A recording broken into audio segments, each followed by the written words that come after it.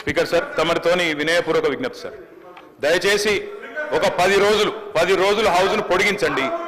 10 రోజులు హౌస్ను పొడిగించండి దయచేసి.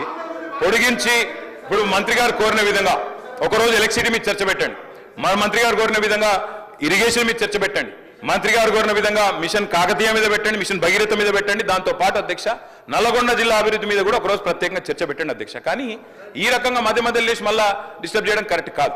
రెండోది అధ్యక్ష, మంత్రి గారి వైఖరి ఎట్లుందంటే వెంకన్న వైఖరి, మా ఇంటికి వస్తే ఏం తెస్తావు, మీ ఇంటికి వస్తే ఏమి ఇస్తావు, అట్లున్నది ఆయన వైఖరి అధ్యక్ష. ఆయననేమో అడగదు అధ్యక్ష, ఆయన ఏమంటారు అధ్యక్ష, నాగార్జున సాగర్ కట్టింది ఎవరు, ఇది కట్టింది ఎవరు, అది కట్టింది ఎవరు, అది చెప్పొచ్చాడు. ఆయనేమో డబ్బా కొట్టుకోవచ్చాడు. కానీ సమైక్యాంధ్రలో అన్యాయం జరిగింది కాబట్టే మళ్ళీ 2014 మీరు మాట్లాడుండ్రు.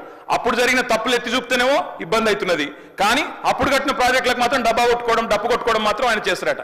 ఇంకొక మాట అధ్యక్ష, మంత్రి గారికి నేను కోరుతా ఉన్నా, దయచేసి మీరు హౌస్లో ఉన్నారు, పోయిన సెషన్లో విద్యుత్ శాఖ శ్వేతపత్రం ప్రచురించింది.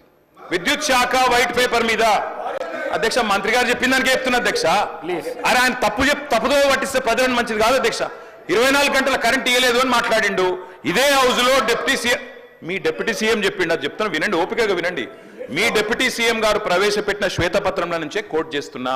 మీ డిప్యూటీ సీఎం గారే చెప్పిండ్రు, కేసీఆర్ గవర్నమెంట్ లో అత్యధికంగా యావరేజ్ గా 19.2 గంటల కరెంటు, 24 గంటల కరెంటులో యావరేజ్ 19.2 అవర్స్ ఇచ్చినామని చెప్పి మీ డిప్యూటీ సీఎం చెప్పిండ్రు.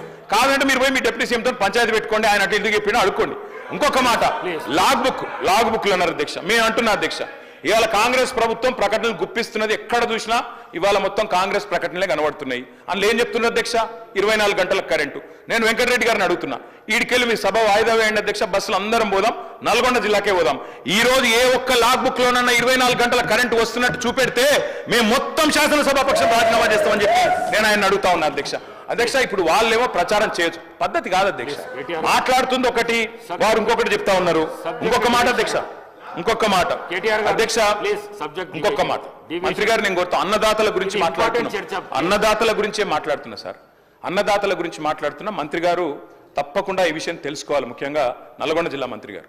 అధ్యక్ష, కేసీఆర్ ప్రభుత్వంలో నల్గొండ జిల్లాకు జరిగింది ఏంది అంటే ఒక్క నిమిషంలో చెప్పాలి అంటే అధ్యక్ష, భారతదేశం మొత్తంలో తెలంగాణ నెంబర్ 1 స్థాయికి చేరుకుంటే ధాన్యం పండించడంలో, ధాన్యం ఉత్పత్తిలో, అందులో ఉమ్మడి జిల్లా తీసుకుంటే అధ్యక్ష మొత్తం తెలంగాణనేమో భారతదేశంలో ధాన్యం ఉత్పత్తిలో నెంబర్ 1 అయితే